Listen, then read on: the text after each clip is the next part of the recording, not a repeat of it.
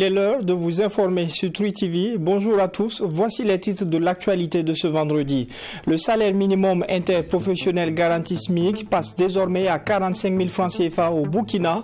Le décret a été adopté en Conseil des ministres. En plus de ce décret, le gouvernement a adopté 2 autres décrets en lien avec le classement de biens culturels. Le point du Conseil à suivre en début de journal. Et les auditions des témoins au procès de l'ancien ministre Vincent Dabilgou se poursuivent. À la barre ce jeudi, plusieurs témoins dont des opérateurs économiques ont fait leur déposition. Des témoignages qui remettent en cause les déclarations du ministre Vincent Dabilgou. Les échos du procès à suivre dans un instant.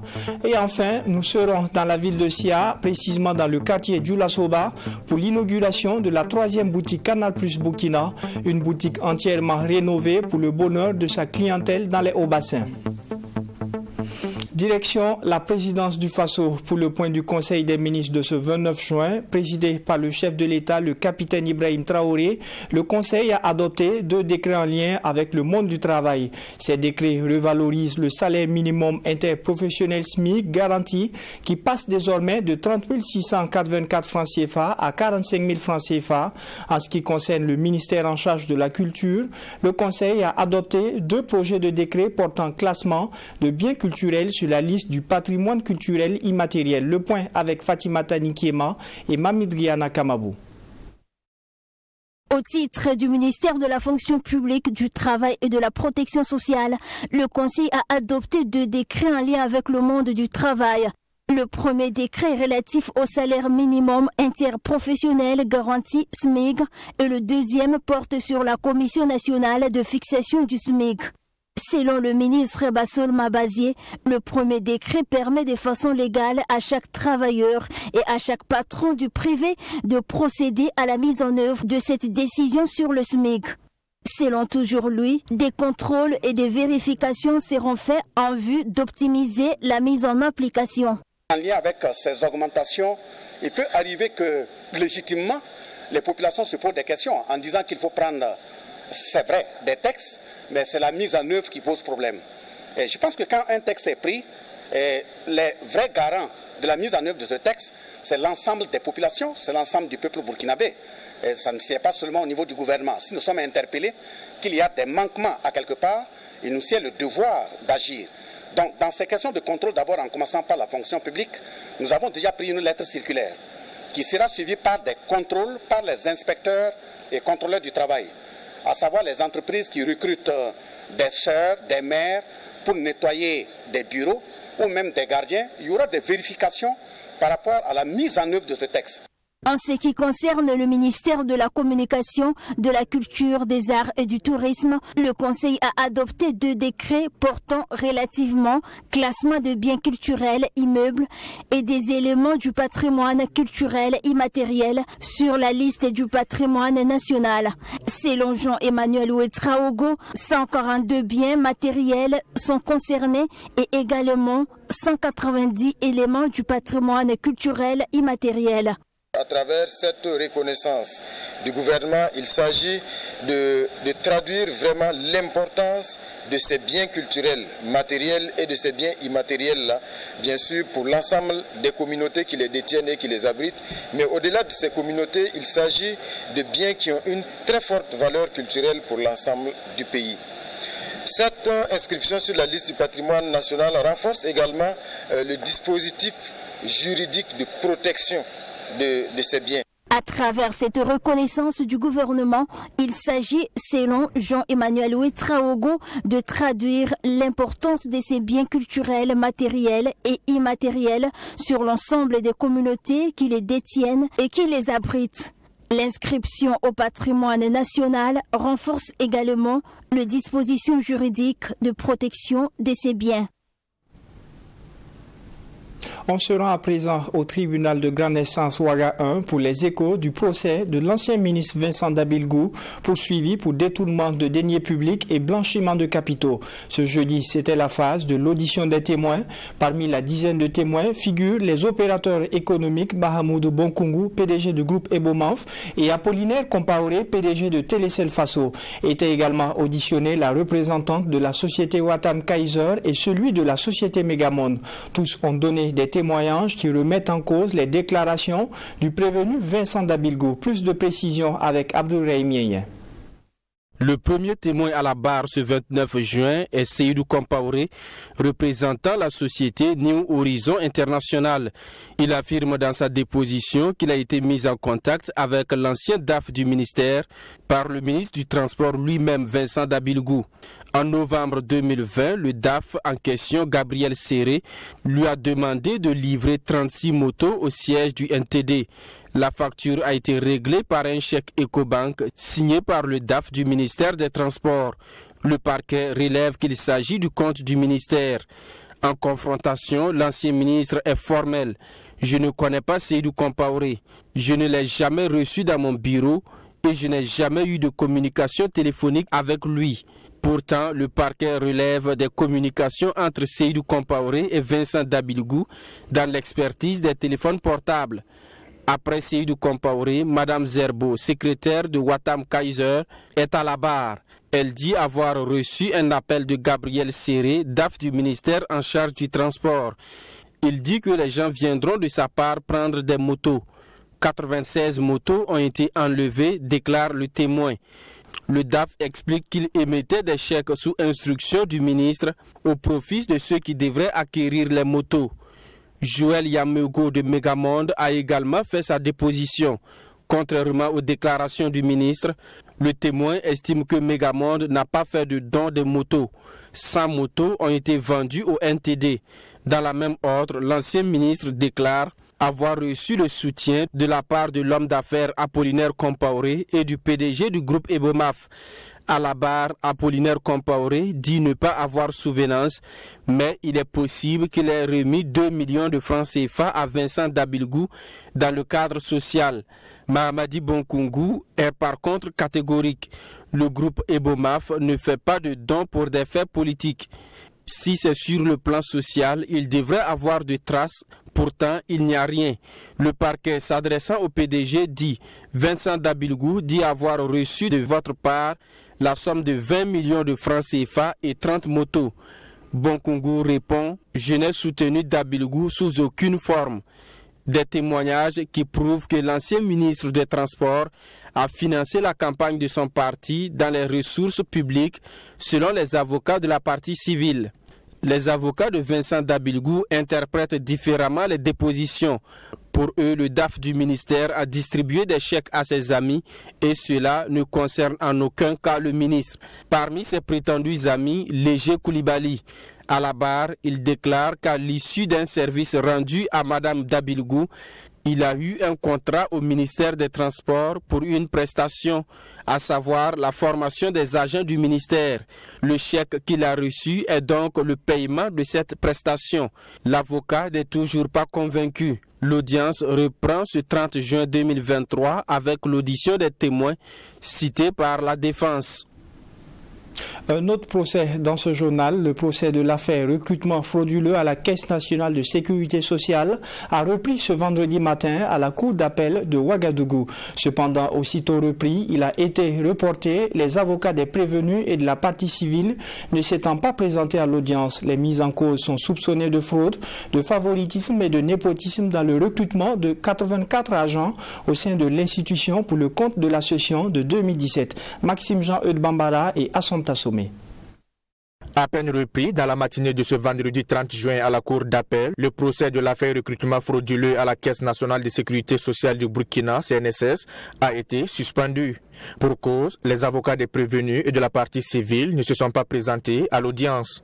Des absences qui, selon Maître Roméo Meda, avocat de l'un des prévenus, relèvent d'une défaillance du parquet. Vous savez que nous sommes en matière pénale. En fait, pour que mon client puisse être jugé utilement, il aurait fallu que le parquet fasse les diligences nécessaires. Concrètement, le parquet se devait en fait de citer mon client à comparaître. Et moi, avocat, en temps normal, je devais recevoir un avis à conseil, voilà, qui m'informe que cette audience devait se tenir. Malheureusement, dans ce cas présent, aucun des avocats n'a été alerté. C'est de façon informelle que mon client m'a informé avant-hier et je me suis présenté. Mais vous constatez que ni l'avocat et ni les avocats des prévenus, ni l'avocat et des parties civiles ne sont présents. À la demande des prévenus d'être jugés en présence de leurs avocats, le président du tribunal a donc reporté l'audience. Pour le moment, il n'y a pas de date. C'est renvoyé au rôle général vu que ce sont les vacances judiciaires. Donc ce ne sont que des audiences de vacation qu'ils font.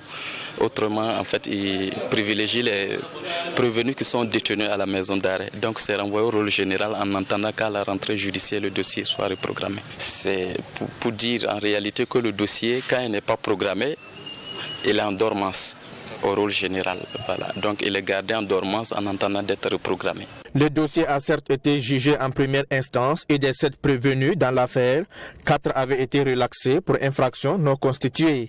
3 par contre ont été condamnés. Il s'agit de l'ex-directeur des ressources humaines Norbert Zeda qui a écopé de 30 mois ferme et 5 ans sans exercer dans la fonction publique. Son proche collaborateur Daniel Sawadgo qui a écopé de 20 mois ferme et 5 ans sans exercer dans la fonction publique. Et l'épouse du DRH Natacha Ouedraogo condamnée à 12 mois ferme et une amende de 500 000 francs CFA assorti de sursis. Mais pour Maître Meda, la motivation du premier juge ne peut pas prospérer. Et c'est pourquoi nous espérons qu'en appel, le second juge va autrement regarder le dossier. Parce que vous savez, ces genres de procès en fait, sont entourés du sensationnel. Le tribunal de l'opinion, avec l'influence du public, on a tendance à suivre en fait, ce que le public attend. Voilà. Et pour nous, cet aspect a joué sur en fait, le jugement de ce dossier. Mais je pense que la majeure partie des prévenus condamnés a écopé d'une peine d'emprisonnement de 36 mois. Et il y a la dame de M. Zeda, elle, c'est 12 mois ferme. L'on se rappelle, c'est en 2018 que la Confédération Générale du Travail du Burkina, section CNSS, avait relevé des cas de fraude dans le recrutement de 84 agents au sein de l'institution pour le compte de la session de 2017. Les mises en cause sont soupçonnées de fraude, de favoritisme et de népotisme.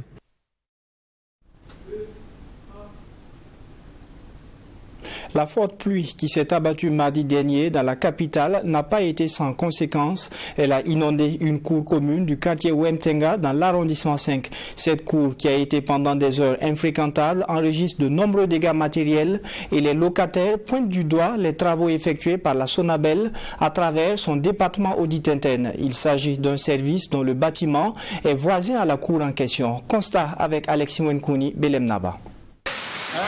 Les pluies diluviennes de la nuit du 27 juin n'auront pas laissé tranquilles les habitants de cette cour du quartier Wemtenga dans la capitale burkinabé. Les maisons entièrement envahies par les eaux. Les vivres, les habits, les bouteilles de gaz et les moyens roulants sous les eaux. 4 des maisons sur 9 dans cette cour ont été touchées. La raison, ces locataires pointent du doigt des travaux effectués par la Sonabel à travers son département audit interne. Adama Zerbo, l'une des victimes, explique. Avant, on était dans la chambre. Bon, je me lève, je viens voir, mon salon était déjà inondé. Le congélateur, ça me suit, c'est 2. L'autre était après gratté dans le moteur, donc je suis levé, ça mettre sur le canapé. Bon, on sent, regarde, c'était pas bon, on était obligé de sortir maintenant, creuser, puis que c'est ceux de la Sonabel. Dans le passé, ce n'était pas le cas. Quand il pleuvait, l'eau passait, donc c'est ceux de la Sonabel, ils sont venus verser du sable devant les services. 100%, mais ce matin, bon, nous avons creusé même devant les services. Personne n'a parlé, ils savent que c'est eux le problème. Voilà, donc même si vous voulez verser du sable, soit vous versez pour aller un peu loin, mais venez verser seulement dans votre service et laissez pour nous. Voici la pluie. Donc on peut dire directement que c'est la Sonabel qui est à l'origine de ce problème. Que depuis 3 ans nous sommes ici, on n'a jamais eu ce problème. Joséphine Bada, une autre victime qui réside dans la cour depuis 5 ans, dit n'avoir vécu cette situation que cette année. Elle dit avoir perdu toutes ses marchandises et le reste de son matériel noyé. Tous les habits que vous voyez là, tout était dans l'eau. C'est pour ça hier toute la journée, on ne fait que laver les habits, on ne fait que nettoyer une maison, on ne fait que jeter les choses qui sont déjà gâtées. Moi, mon commerce, c'est des garis, donc tout était déposé à terre et ça nous a surpris. Donc tout est noyé, donc on est obligé de jeter. Toutes ces victimes, selon leur dire, disent avoir interpellé les premiers responsables du département audit interne de la direction générale de la Sonabel qui n'ont pas réagi. En attendant, les victimes veulent que des alternatives soient trouvées afin d'éviter d'éventuels désagréments. Coup de pouce pour le secteur de la microfinance au Burkina à travers l'installation du Comité national de la microfinance. Au nombre de 9, l'équipe a été installée par la ministre déléguée en charge de l'économie. Ce bureau aura pour mission d'adopter un plan d'action prioritaire, procéder à l'audition des dirigeants des systèmes des finances décentralisés et en manquer aux règles de bonne conduite et procéder à la fermeture de structures exerçant sans autorisation. Alexis Wenkouni, Belem Naba. Le secteur des microfinances burkinabé a de nouveau un gendarme. Le Comité national de la microfinance, installé ce 26 juin par la ministre déléguée de l'économie en charge du budget, l'équipe de ce bureau au nombre de 9 a plusieurs missions d'adopter à son plan d'action prioritaire visant l'assainissement de ce secteur, de procéder à l'audition des dirigeants des systèmes de finances décentralisés ayant manqué aux règles de bonne conduite de la profession, de faire procéder à la fermeture des structures exerçant sans autorisation, entre autres. L'idée pour le département de l'économie burkinabé est de relever les principaux défis liés à ce secteur. L'initiative était très bonne et il y a eu des efforts qui ont été faits, il y a eu des progrès qui ont été atteints dans le secteur. Malheureusement, avec les bilans que nous faisons régulièrement, il y a beaucoup de difficultés et il y a beaucoup de défis au niveau, en tout cas, des systèmes financiers décentralisés. Et comme dans le beau du DG du Trésor, il est ressorti, il y a des créances en recouvrement à hauteur de plus de 17 milliards au niveau de ces systèmes financiers décentralisés qui sont toujours en cours. C'est dit que la tâche n'est pas du tout facile à leur niveau. Alors donc le gouvernement a décidé de mettre en place ce comité national de la microfinance qui va essayer de faire le suivi, j'allais dire un suivi rapproché. Pour le directeur de la surveillance et de contrôle des systèmes financiers décentralisés Idrissa Compaoré, ce secteur est à un tournant où plusieurs échecs sont observés. La mise en place de ce comité servira de bras de fer du gouvernement de renverser la tendance dans le secteur de l'économie. Il va être le porteur des gros dossiers, il va proposer des solutions pour que nous puissions renverser la tendance afin que le secteur-là puisse répondre à l'attente du peuple entier. Si vous regardez aujourd'hui le secteur, il compte plus de 1 600 000 personnes qui ont des comptes. Et si on regarde les autres chiffres, à savoir l'épargne collectée, les crédits distribués, on voit que c'est un très grand secteur, si bien qu'il faut un organe comme ça pour épauler les décideurs afin que ça puisse marcher très bien. Les statistiques de ce secteur à la date du 31 décembre 2022 font état de 134 systèmes financiers décentralisés agréés, plus de 366 milliards de francs CFA d'épargne collectée, plus de 326 milliards de francs CFA d'encours de crédit et de 561 points de service. Aux côtés de cette expansion, les résultats de la supervision ont toujours révélé un nombre croissant de systèmes financiers décentralisés dans cette situation de crise, selon la ministre déléguée de l'économie en charge du budget. Le comité national de la microfinance va renforcer donc la stabilité et la viabilité du secteur, mais surtout de permettre au système financier décentralisé d'être de véritables vecteurs de développement économique et social du Burkina Faso. Le 2 juin dernier, le gouvernement de la transition adoptait le décret portant promotion du port du faso d'Anfani, du cocodonda et autres tissus traditionnels. Ce décret définit les catégories socio-professionnelles, les structures et les circonstances concernées par le port et l'utilisation de ces tissus made in Burkina. Les agents publics de l'État sont encouragés à porter ces tenues made in Burkina au moins une fois dans la semaine. Fatimata Ninkiema a tendu son micro à quelques agents de la fonction publique. Voici leurs appréciations. Le gouvernement burkinabé, à travers l'adoption d'un décret, a décidé de promouvoir le port du faso d'Anfani, du cocodonda et autres tissus traditionnels du terroir. Et pour donner l'exemple, l'exécutif encourage les agents de l'administration publique de l'État et des collectivités à porter le faso d'Anfani, le cocodonda ou tout autre tissu traditionnel tous les lundis. Un encouragement bien reçu par les travailleurs que nous avons rencontrés ce 22 juin. Jacqueline Yamiogo, en service à la direction de communication et des relations presse au ministère chargé de l'éducation nationale, loue l'initiative du gouvernement. Le faso d'Anfani est un pain originaire de chez nous, tissé par nos braves mamans, et le valoriser est une très bonne chose. Et ça va permettre aux citoyens que nous sommes de montrer aux yeux du monde que nous avons de très bons pains, de jolis pains tissés aux couleurs du pays. Les pains qui seront vendus pourront aussi permettre à ces braves dames de pouvoir subvenir à leurs besoins Et ça va permettre à ces femmes de gagner leur vie et dans la production massive de ces pains-là. Au-delà de l'aspect économique, c'est une fierté de porter les tissus made in Burkina Faso, a laissé entendre Cyril Segda. Cela participe aussi à l'identification de notre identité, culturelle surtout. Voilà. Et vous savez, aujourd'hui, quand on voit quelqu'un porter une tenue Faso Dafani, on a tendance à croire que c'est un Burkinabé, quel que soit le pays où cet homme s'y trouve. Voilà, il arrive à se faire distinguer des autres nationalités. C'est également avec enthousiasme que Noufé Bamogo et Urbain Sanouidi ont accueilli ces décrets portant promotion du port des tissus burkinabés. Noufé Bamogo propose d'ailleurs que les agents de l'administration publique de l'État portent ces tissus 2 fois dans la semaine.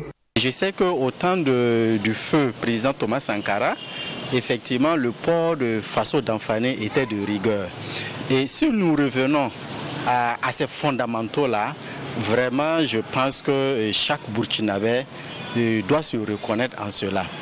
Mais j'aurais préféré effectivement que si on débute la semaine, c'est-à-dire que le lundi avec le port du Faso Damfané ou du Coco Donda, j'aurais effectivement souhaité qu'à la fin de la semaine, c'est-à-dire que le vendredi, qu'on puisse clôturer cette semaine-là avec le port également du Faso Damfané ou du Coco Donda. Je trouve que c'est une bonne décision parce qu'il nous amène à être nous-mêmes, à aimer ce que nous sommes et à développer notre tissu industriel, à encourager nos paysans et en tout cas à nous développer par nous-mêmes au lieu d'attendre des autres, que d'autres nous imposent notre développement.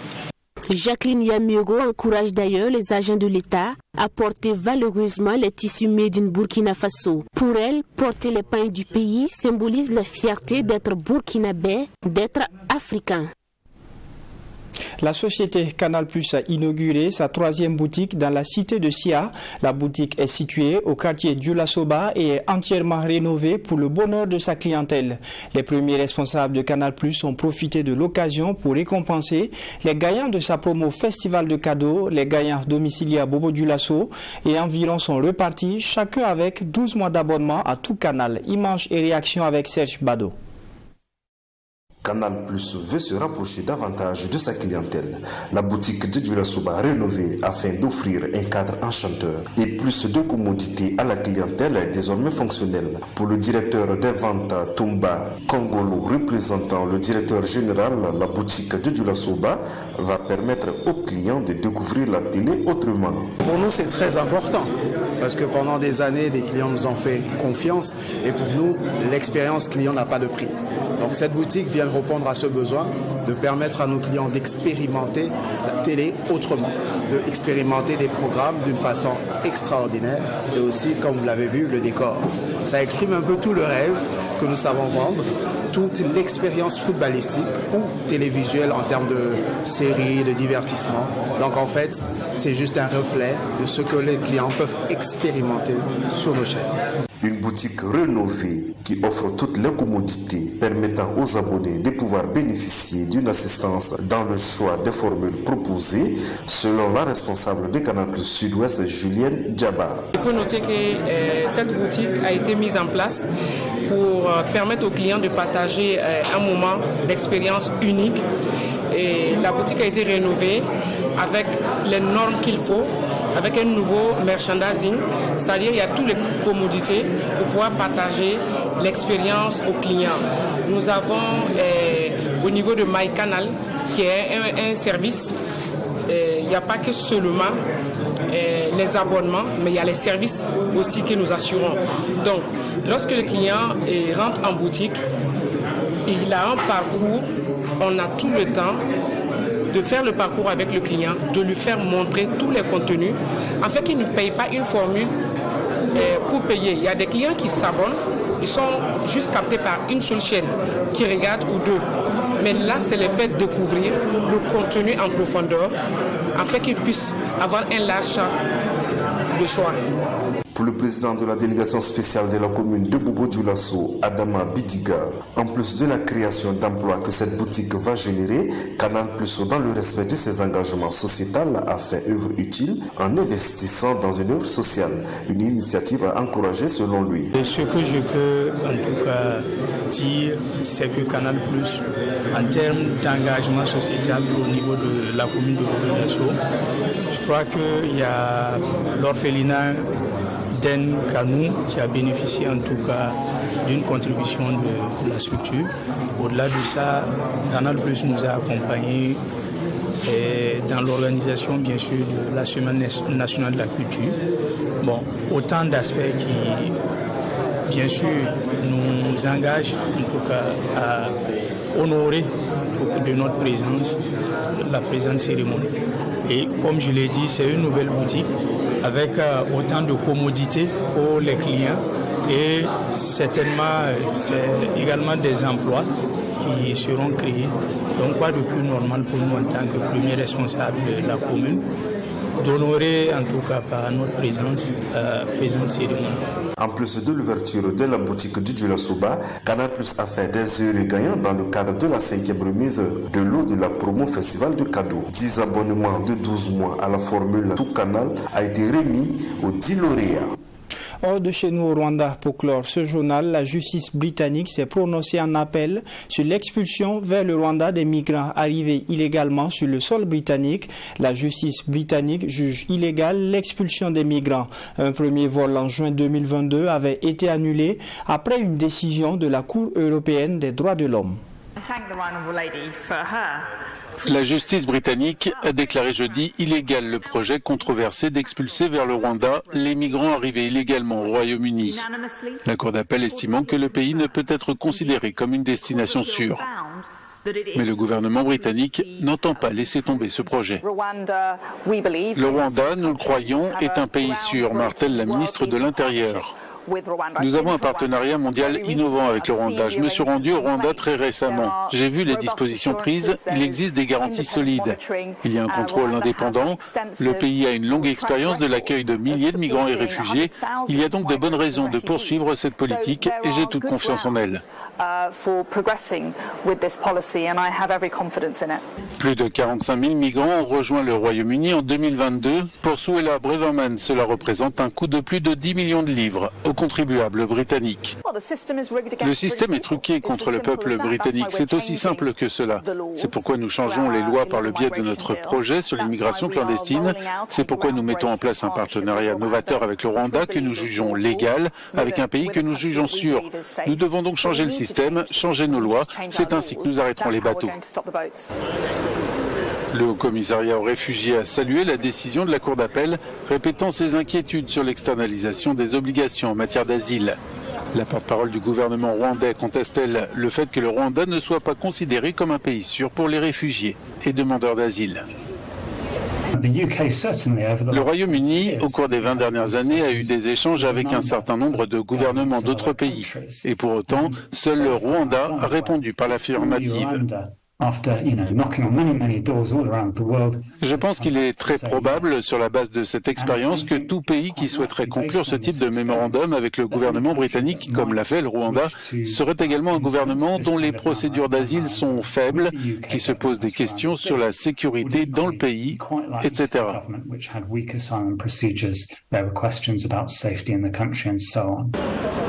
Aucune expulsion n'a encore eu lieu. Un premier vol prévu il y a un an avait été annulé après une décision de la Cour européenne des droits de l'homme. En attendant, au Rwanda, les infrastructures construites à la hâte pour accueillir les demandeurs d'asile expulsés d'Europe sont encore inoccupées. Et c'est la fin de cette session d'information de la mi-journée. Toute l'équipe de la rédaction vous souhaite un excellent après-midi en compagnie de nos programmes.